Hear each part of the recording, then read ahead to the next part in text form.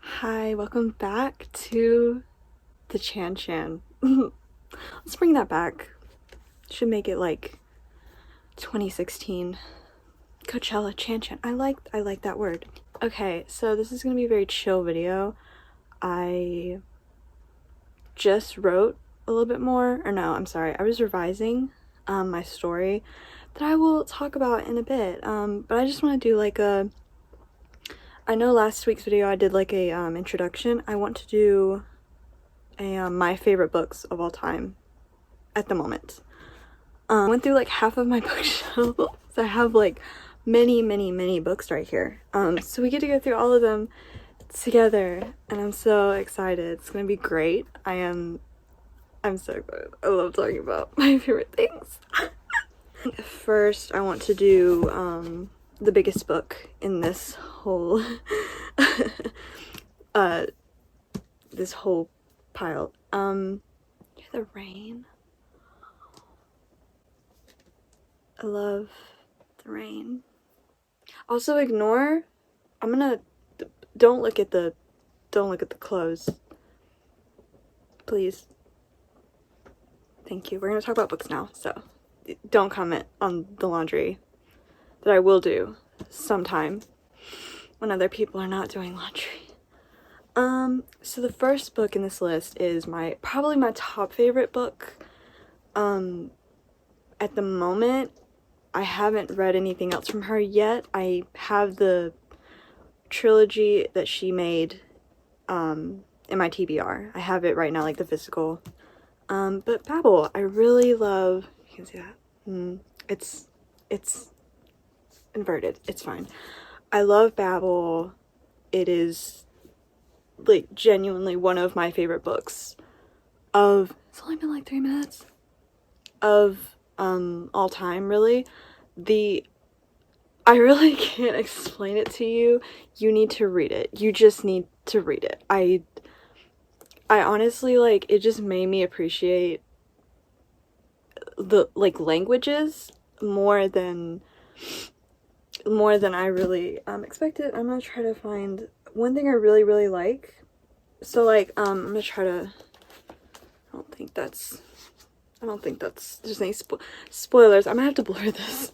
But like in the bottom, it gives you, if you can see that, it gives you like little like notes of like information that makes you feel a bit smarter, and I honestly love that. No, it does like actually inform you, and I really enjoy learning information. So if you really like feeling smart and reading like a 500-page book, I'm telling you, it doesn't feel like 500 pages. You read 100 pages a day for a week and you'll finish. And it's like, it's one of those books you finish it and you have to sit with what you just read. Like, you have to. It really is like, it's really good. It's just really good, and I do recommend it. I need to stop before I keep going for a long time. I guess I'll just tell you what it's about. He gets adopted, I guess you could say. His name's Robin, but he gets adopted by a professor of Oxford University. And he basically, like, throughout the novel, he has to kind of come to terms with the fact that this world that he grew up in is not the one that he thought it was. And it's just really a really beautiful commentary on oppression. I really love it. I think it's really good. If you want to like read from the perspective of somebody that like goes through something like that, it's such a eye-opening experience. It really is beautiful, beautifully written. Just no words. It's great. It's really good. I think the next one I'm gonna do is Legendborn by Tracy Deonn. Legendborn is about this girl named Bree who goes to UNC Chapel Hill for college, and she meets a dude. She meets a dude, and he is basically not what he seems, and it's really, I really love it mainly for the way it addresses grief, and how grief really, it really like messes with you a lot. And like, I think the imagery is beautiful, the way that the magic system was made, it was really cool. It's something I didn't know about it going into it was that it's about it's based off of King Arthur.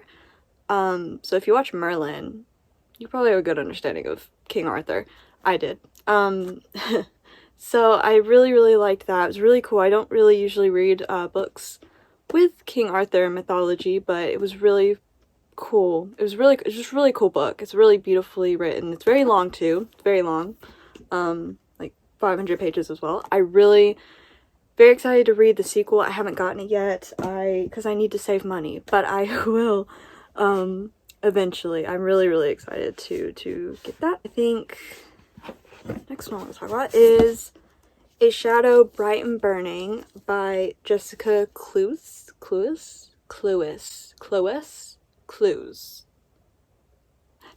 Jessica wrote that. This is actually a book I read in middle school. I have not read it since. I want to reread it at some point. I have the sequel. I read the second book. I never got the third book because I just never got around to doing that. I was in middle school. I loved this book. I remember really loving it. I can say that because I can't remember all of the details. I just remember very liking it a lot.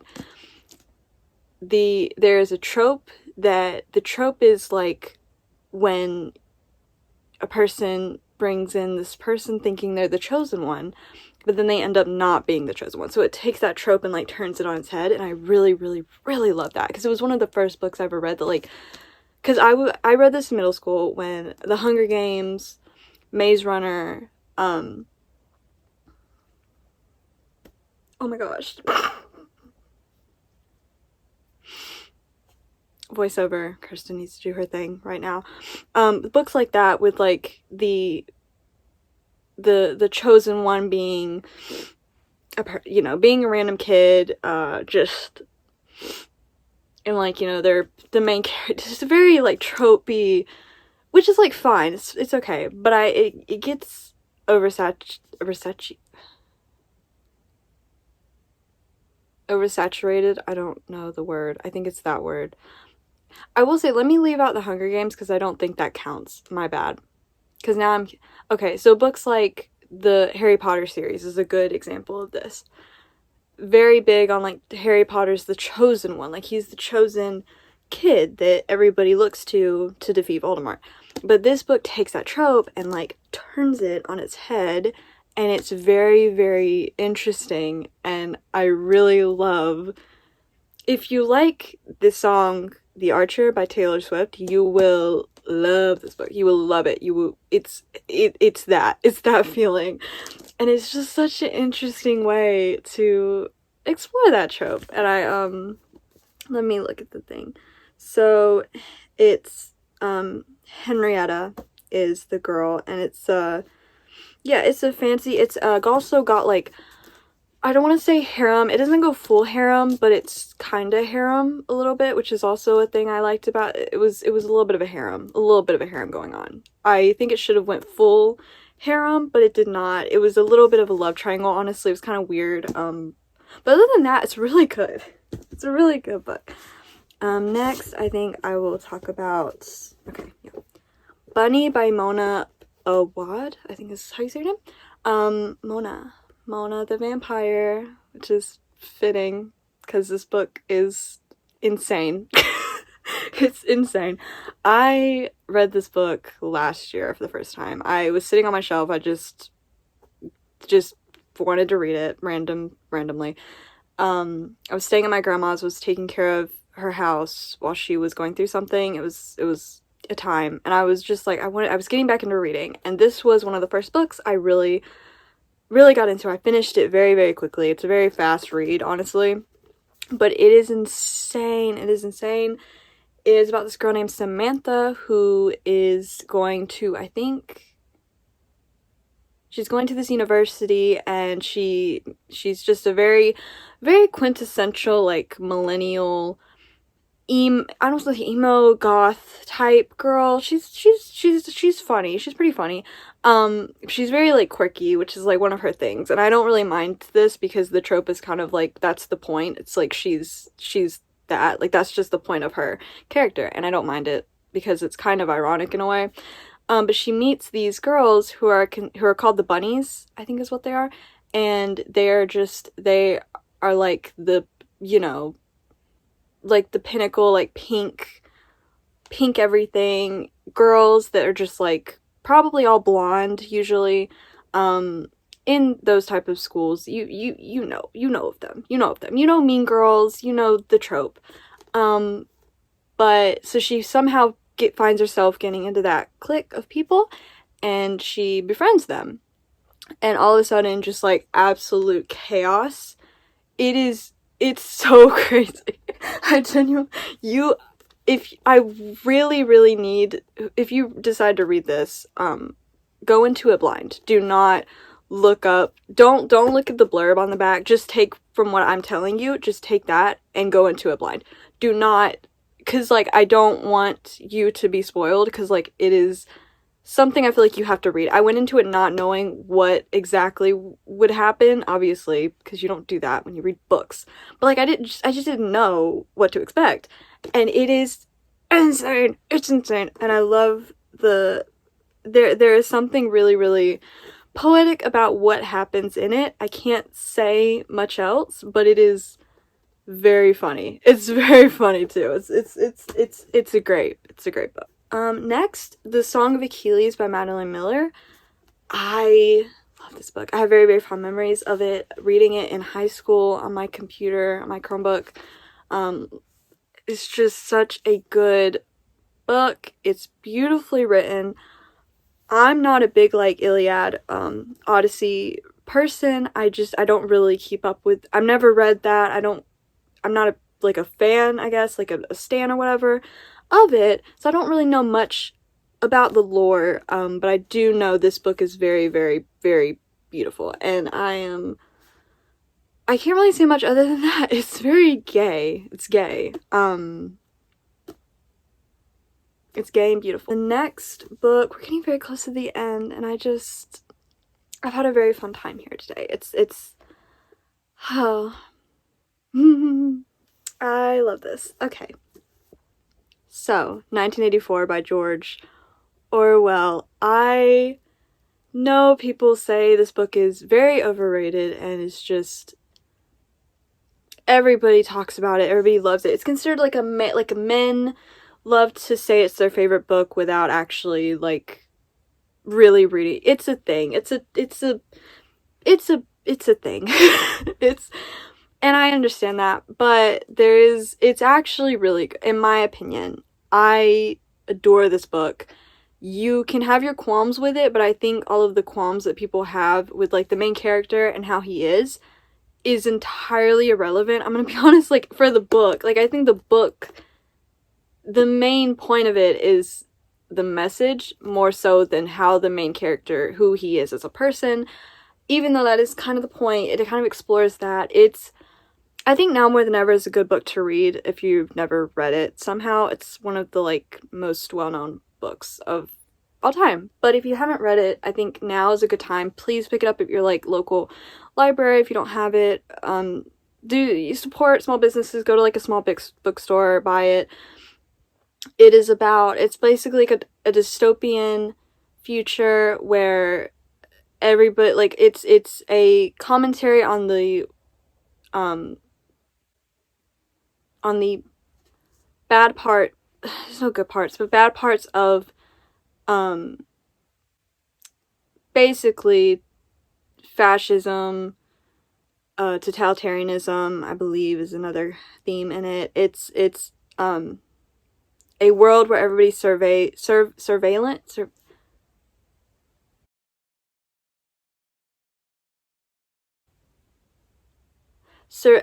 surveillanced. Yeah, that's a word. I'm smart. And it focuses on this guy who exists in that world and has to kind of go through it, and it's very stressful at times, because it's kind of like, oh gosh, you know, because sometimes he has to like catch himself before like he gets caught doing something, and it's like very but I think it's a very good commentary. I really want to read Animal Farm. I started it one day randomly, but I never finished it, and I really want to read more of his stuff because I do like his commentary. I think this book is a very digestible way to educate yourself on something like this. Honestly, yeah. That's why it's so popular. Now, the last two I want to, these are rom-com books. I am a big rom-com lover girl. I love rom-coms, especially ones set in New York City, because that's where I want to possibly live one day. I like to live vicariously through them, and sometimes these books affect me a bit more than the regular rom-com book or movie. And a few of those, one of them is People We Meet on Vacation by Emily Henry. It's actually the first book I ever read by her. I got it after another booktuber I follow, A Clockwork Reader. She did a video reading rom-coms, and this was the one that she really liked the most. And I'd heard, like, you know, Emily Henry was a big topic around that time on, like, Book Talk and Bookstagram. Like, she was, you know, that girl. And so I was like, well, let me just see what all the hype is about. So I ordered this, or my mom did, and I finished it so quickly. I loved the plot. I think I'm a big plot girl when it comes to like romance books, romance movies. If it's a good plot, I'll usually stick it out. I'll usually watch it. I love a good plot, and I love a good rom-com plot. That's a really big thing, and I feel like this has it. This has it. I loved Poppy. She was so. I felt like a kindred spirit with her. She just reminded me so much of me in like middle school, and I really related hard to her, and I loved the chemistry between her and Alex. It was just a really cute book that I finished very quickly, and I just love. And after that, I ordered like all of Emily Henry's other books. I still have to get Funny Story because I want it on paperback, but it's okay. I'll just get it one day on like hard cover, even that's my least favorite format of book, but it's okay. And my final book, most recent one I read, is 7 Year Slip by Ashley Poston. I love this book. I cried a lot, like near the end. I cried so much. It was so beautiful. It was so beautiful. I loved it. It was absolutely amazing. I don't think I'll ever move on from it, honestly. It is, basically about this girl that her aunt, recently passed away, and she's kind of dealing with that, and she works as a publicist at a small book company, and, one day she goes back to the apartment, and randomly this guy is there, from 7 years ago. It's a very good. Oh, I love it. I think a lot of times when I read books like this, the ending kind of feels very, very rushed. I think they try to put a lot of things at the end, and I have a problem with that. I just feel like it's very fleshed out in the beginning, and then when you get to the end, it feels like very, like, okay, now that's happening. And I just don't know how to feel about that. It's a problem I usually have with these romance books, usually tends to happen. This ending though, I loved. I really had no problem with any of the book, honestly. Like, it was just so beautiful, and the prose was great. The character banter was wonderful, was so funny. I loved that the grief felt so real. Like, it just felt, and then like when you get there's a plot twist that will break your heart, and it broke mine. It really got to me. It was so beautiful though. It was just so beautiful, and I encourage all of you, even if you're not a romance person, I encourage you to read it. I love this book. I love it so much, and I really want to read Dead Romantics because I know she also wrote that, and I was looking at that because I love the cover. But now I really want to really want to look that up.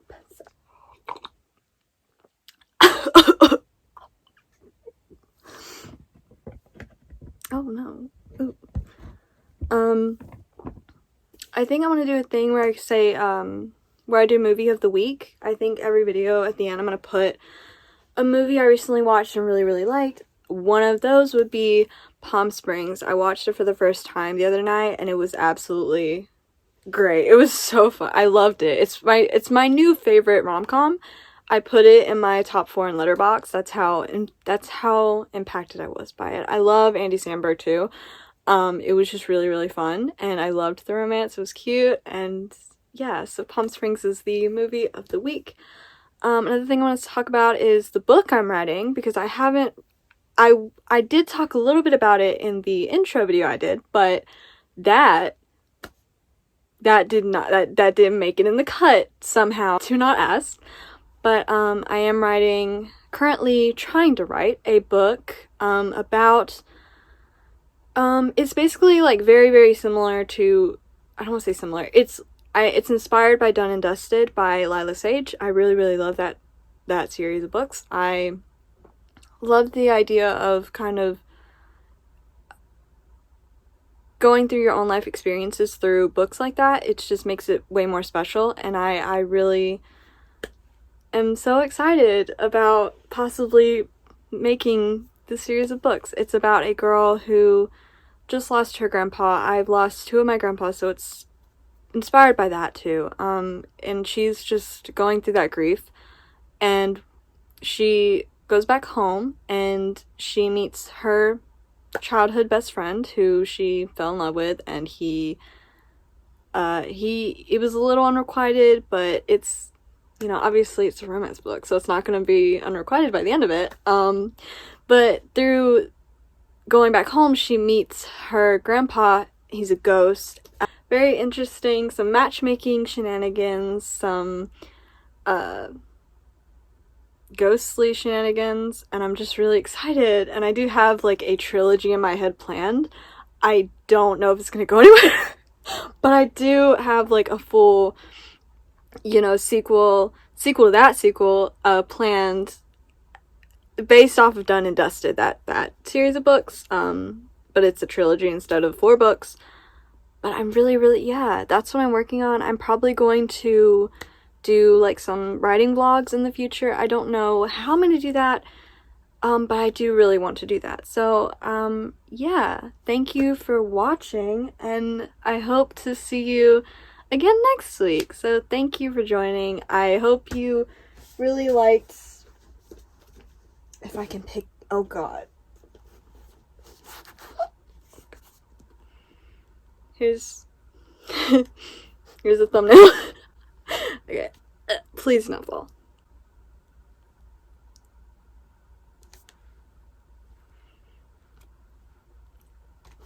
Photo shoot. I'm gonna put all these books back up on my bookshelf. I don't think this through, but it's okay. Thank you for joining me today. I hope to see you next week, and have a wonderful day. Bye!